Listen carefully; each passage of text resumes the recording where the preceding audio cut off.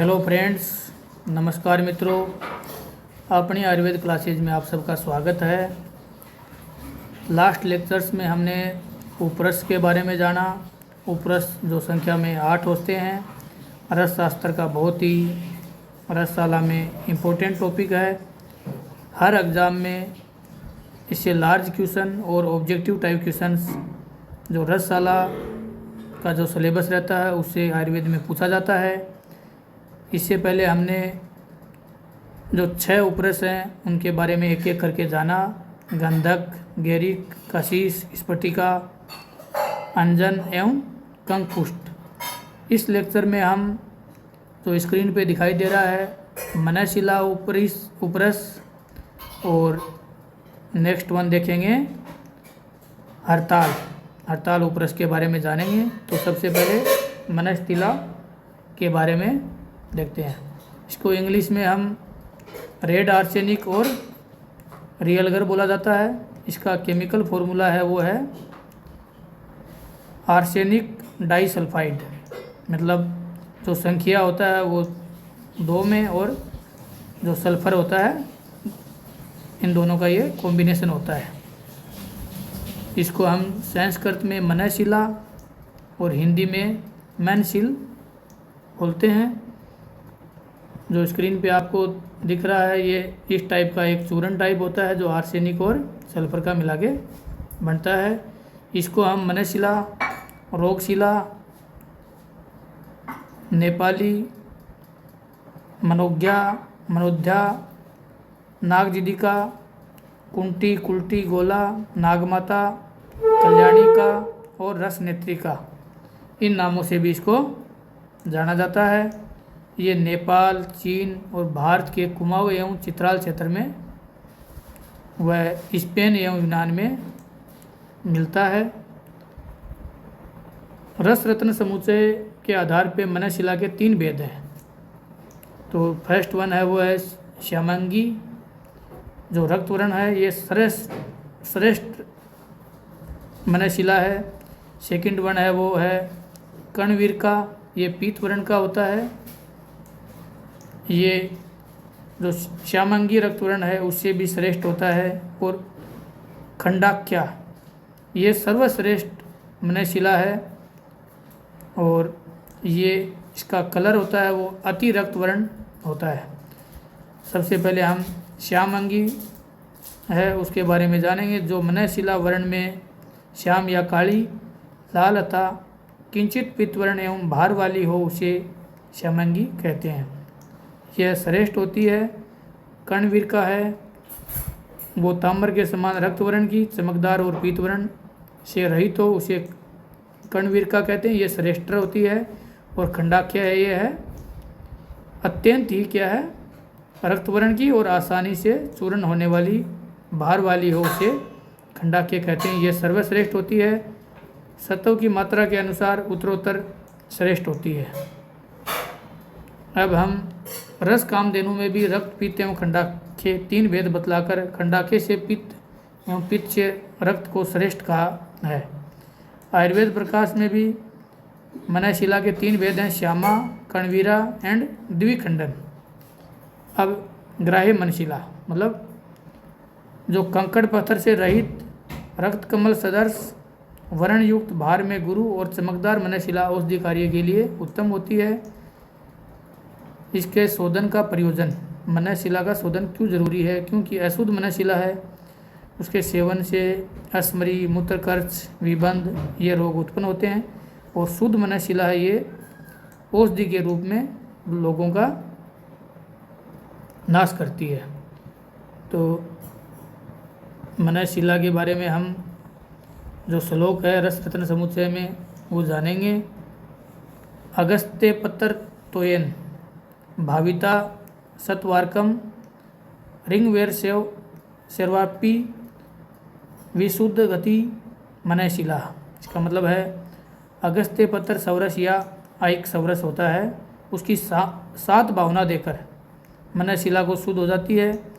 मनशिला में बिजोरा में नींबू सवरस की 7 भावना देने पे भी ये शुद्ध हो जाती है। और मनशिला को चूर्णोदक में 3 दिन तक रखने पे भी ये शुद्ध हो जाती है। तो इस फॉर्मूले में दिया हुआ है कि मनः शिला को हम शुद्ध कैसे कर सकते हैं। अब शुद्ध मनः शिला के गुण। मनः शिला ये रस में कटु, तिक्त, गुण में स्निग्ध, गुरु, सम एवं वीर्य में उच्च होती है, उष्ण होती है। यह सभी रसायनों में श्रेष्ठ है।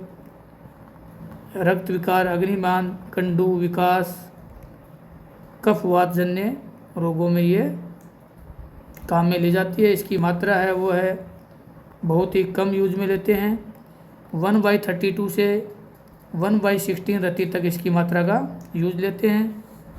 और यदि इसकी अनुपान करने से कुछ विकार आता है तो हम रोगी को 3 दिन तक मधु मिश्रित गाय का दूध का सेवन करने पे, पत्ते का सेवन करते रहने पे वमन आदि विकार हैं वो दूर हो जाते हैं। अभी हम जानेंगे मनः शिला के सत्वपातन के बारे में। मनः शिला में गुड़, गुगलू और लोहे कीट, इनको सभी को मिला के पीसने पे मनः शिला से अष्टमांस मिलाकर एकत्र पीसे। इन सबको पीसने और इसके बाद मूसा में रखकर दमन करने से मनः शिला का सत्व संख्या प्राप्त होता है। इससे आर्सेनिक मतलब मिलता है शुद्ध रूप में। अब हम जानेंगे मनः शिला से बनने वाली औषधियाँ। तो औषधियाँ जो 5 दी हुई हैं वो है श्वास कुठार रस, चंद्रोदयवर्ती, त्रैलोचके चिंतामणि रस, क्षय केसरी रस, समीर पनग रस।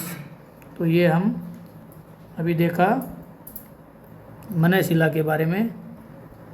अभी जो नेक्स्ट उपरस है या लास्ट वन है 8th नंबर पे, वो है हड़ताल, जो आपको स्क्रीन पे दिखाई दे रहा है। इसको संस्कृत में हम हरितालम, हिंदी में हड़ताल और इंग्लिश में पोरपीमेंट या येलो आर्सेनिक भी बोलते हैं। इसका फॉर्मूला है AS2S3 यानी आर्सेनिक ट्राइसल्फाइड। तो इसमें ट्राइसल्फाइड है,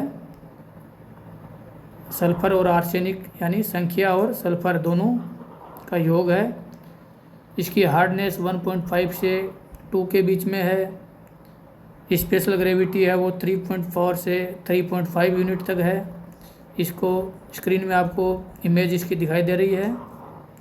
इसको हरिताल, ताल, नटभूषण, विडालक, मलगंधज, वंगारी, विरल व गोधंत, इन नामों से भी इसको जाना जाता है। हड़ताल प्रायः विदेशों से ही भारत में आता है। इटली, ईरान हड़ताल के प्रमुख उत्पादक देश हैं। कृत्रिम हड़ताल का निर्माण सूरत एवं कलकत्ता में होता है। अब हड़ताल के भेद। हड़ताल के 2 प्रकार के होते हैं। एक होता है पत्थर हड़ताल जो उत्तम बताई हुई है औषधि के लिए। सेकंड वन वो है पिंड हड़ताल जो अधम है। तो पत्थर हड़ताल है वो दिखने में सुवर्ण, सदर्श पीतवर्ण, भार में हल्की, स्निग्ध, पतले छोटे छोटे बहुत से पत्रों से युक्त एवं मतलब परत दर परत और चमत्कार होती है। यह रसायन और औषध कार्य के लिए श्रेष्ठ है। अल्प परिमाण में ये बहुत यूजफुल है।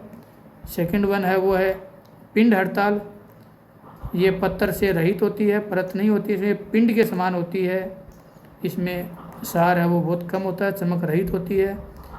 ये जो पत्थर हड़ताल है उसकी अपेक्षा बहुत ही अल्प गुण वाली होती है। अब हम जानेंगे जो हड़ताल है उसके शोधन की आवश्यकता।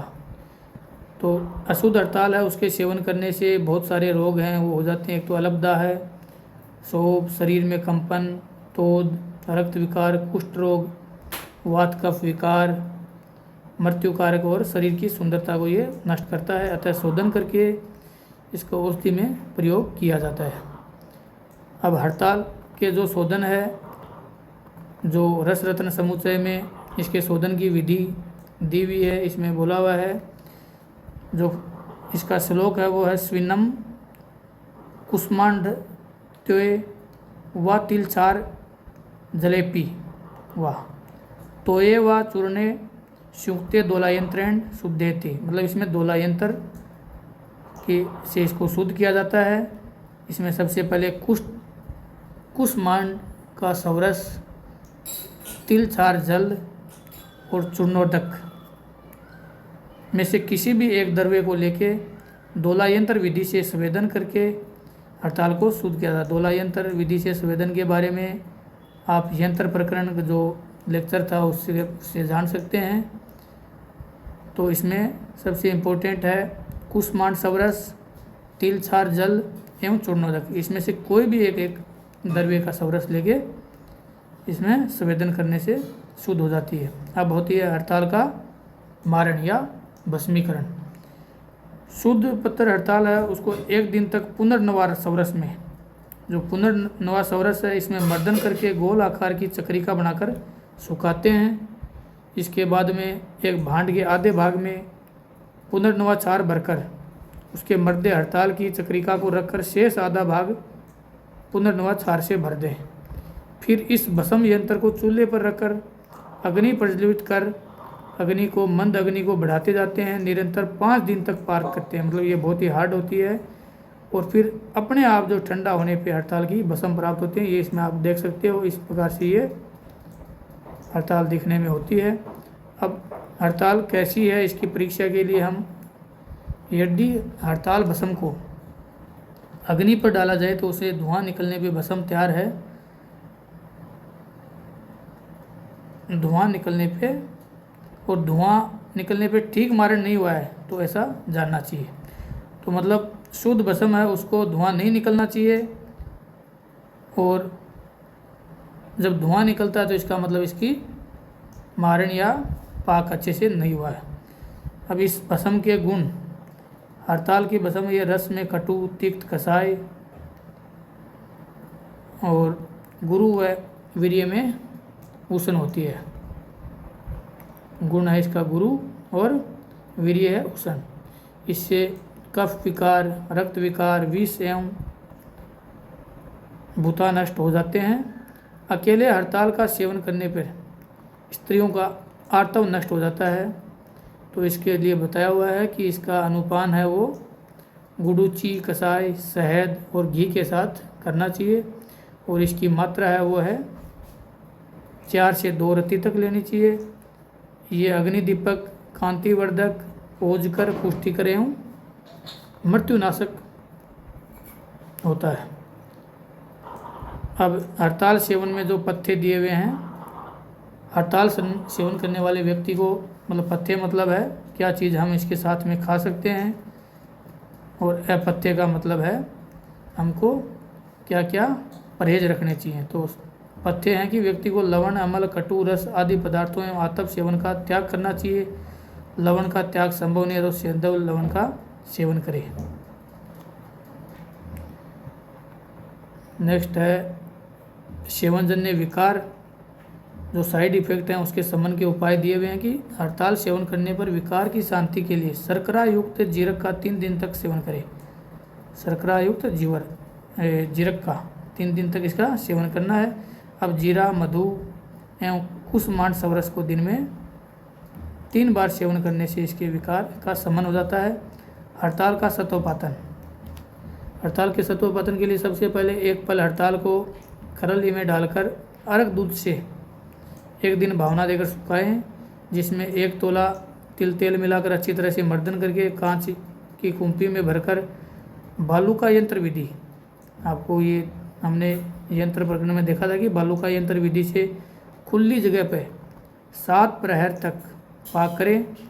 स्वाद संगीत होने पे कुंपी के तल भाग में स्थित श्वेत वर्ण का हड़ताल सत्व प्राप्त होता है। तो ये है इसका सत्वपातन विधि।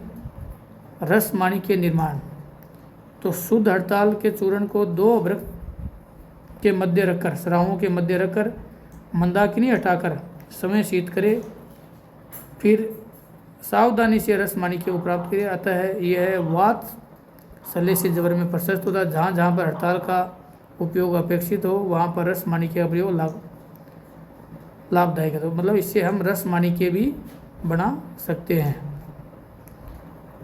अब हड़ताल भस्म या हड़ताल के योग से बनने वाली औषधियाँ।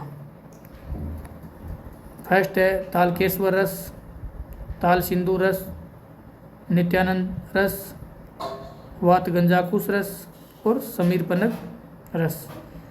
तो अब तक हमने उपरस रस शास्त्र में उपरस के बारे में जाना, उपरसों की संख्या जो ट्रिक के माध्यम से जानी, उसके बाद में उपरस संख्या में 8 होते हैं, इन सब का एक एक करके अध्ययन किया। धन्यवाद।